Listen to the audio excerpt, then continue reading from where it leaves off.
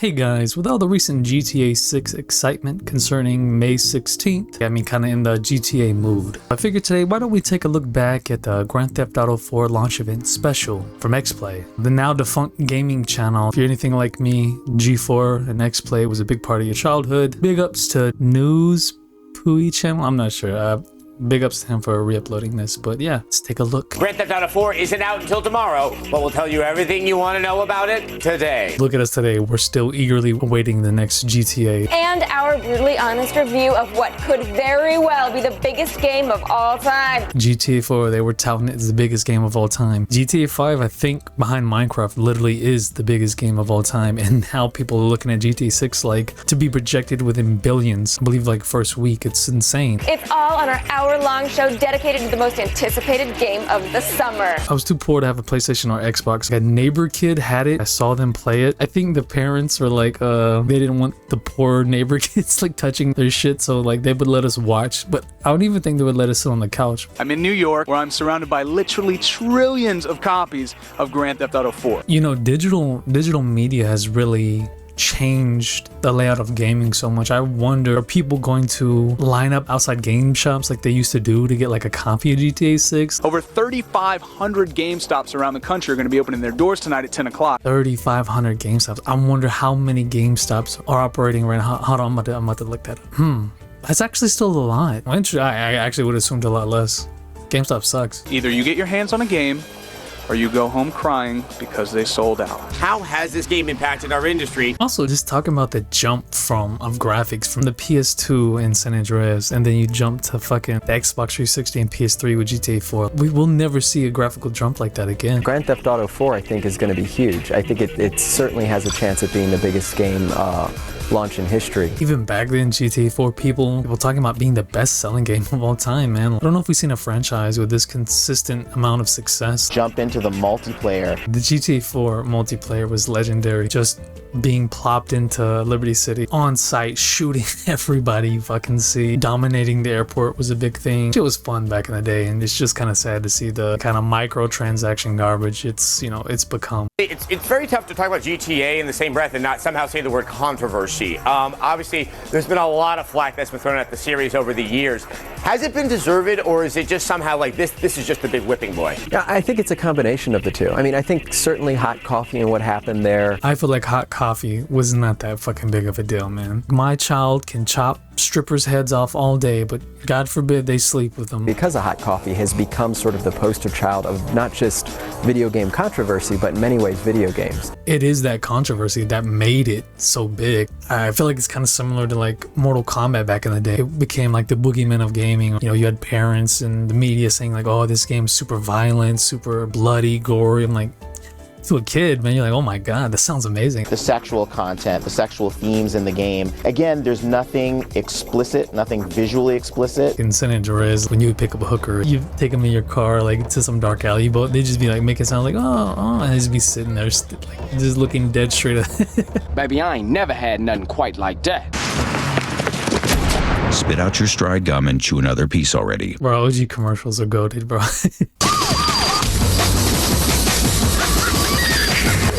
Grand Theft Auto 4 is the best of the GTA series, and certainly is the best written. And that's the sentiment like people share to this day. One major drawback for 5 was the fact that you did have 3 different protagonists, and I mean it is cool, and it was cool. Like each character has their own special ability, and like they have their own personality, but the sacrifice was the stories were weaker because you were trying to tell 3 complete stories, not as impactful as every other GTA I feel like has been, because of the ability to build on one character, grow attached to one character, and like in GTA 4 was probably the most human, as human as you could possibly get with a GTA protagonist with Nico, because obviously Nico's not a great guy, but you kind of get the feeling at the beginning that he wants to change his life, even though he is chasing these demons from his past, and he does like still want to get vengeance. You know, there's the famous line, I killed people, smuggled people, sold people. Not a good person, but even within that, he has his own moral code and his loyalties. It's about as likable as a GTA protagonist as I think we've had for a while. Nico has traveled to America from an unnamed Eastern European country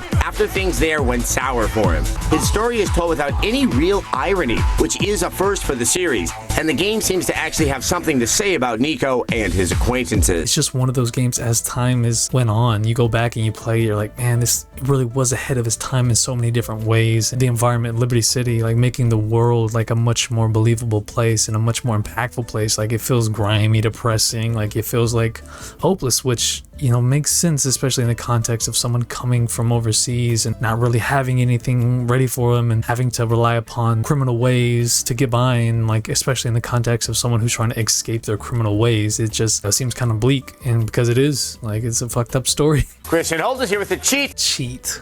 Was that was the show, man. Cheat codes really were like a special thing in gaming that has just essentially become non-existent. Nah, cheat was fucking amazing back in the day. Finishing off a bunch of main story missions first thing will help you a great deal later on. This will unlock a lot of the game's features that you won't get just goofing off. Do the story missions, you unlock stuff through the story. Like, no shit, bro. Like, every fucking game ever is like that. Do you remember the thrill of the first time you opened up a random stranger's car door, yanked them out, and used their vehicle to recreate scenes from Death Race 2000? It's special, man. It's special. You went being a kid and like I would be playing shit like Jack and Dexter and Crash Bandicoot. What have I got? And Spyro. You play GTA for the first time and like you truly do get corrupted, man. Awaken to this new world, you're just doing crimes and fucking blowing shit up and running people over.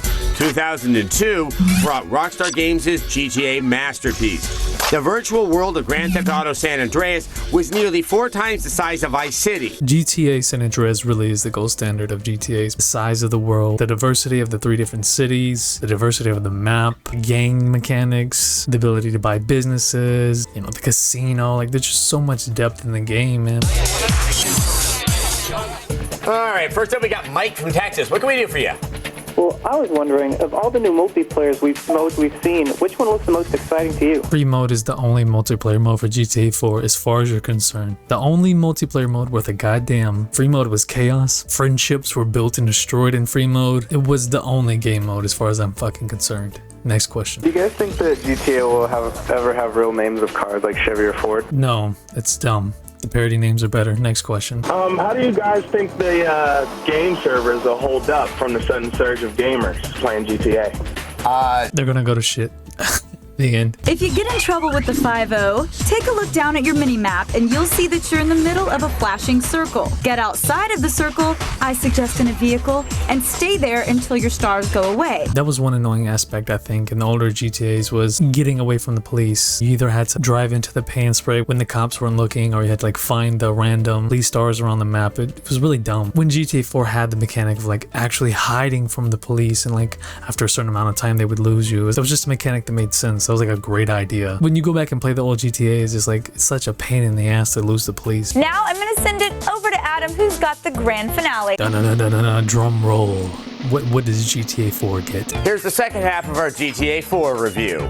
The game autosaves after every mission, freeing you up to experiment without fear of losing progress. The autosave feature, dude, that was so huge. Back with the older Grand Theft Autos, if you died or like failed a mission, you're spawning at the hospital and you're taking your happy ass all the way back. Missions themselves are universally interesting and fun to play. But of all the new features in GTA 4, there's one above all others that everyone wants to know about: multiplayer.